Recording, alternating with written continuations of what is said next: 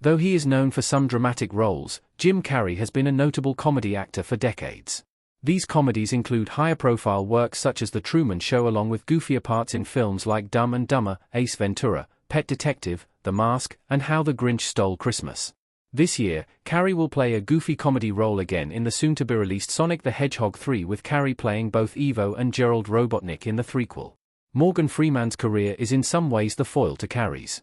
In an inversion of Carrey's patterns, Freeman's career has consisted mostly of dramas, with the occasional comedy thrown in. He has been nominated for multiple Oscars, winning Best Supporting Actor in 2005 for his performance in $1 Million Baby. One of the actor's most distinctive qualities is his voice. Freeman's calming yet authoritative tone led him to play the god Vitruvius in the Lego Movie, for example. Though very different actors, Freeman and Carrey starred in a movie together that is soon getting a new streaming home. Bruce Almighty is coming to Netflix soon. Freeman plays God in this comedy. Bruce Almighty God Reading Files. Bruce Almighty will soon be arriving on Netflix. Released over a decade before the Lego Movie, Bruce Almighty was the first instance of Freeman playing God.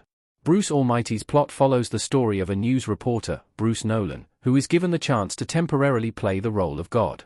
Carrey plays the titular Bruce opposite Freeman, and the supporting cast includes Jennifer Aniston, Philip Baker Hall, Catherine Bell, Lisa and Walter, and Steve Carell. Bruce Almighty was followed up by the sequel film Evan Almighty 4 years later. Now, Netflix has announced that Bruce Almighty will be arriving on the streamer. The first day to stream Bruce Almighty will be on January 1, 2025. Evan Almighty will not be arriving on Netflix, so viewers will have to seek the sequel elsewhere for now. Why you should watch Bruce Almighty on Netflix. Bruce Nolan is a great Carrey role.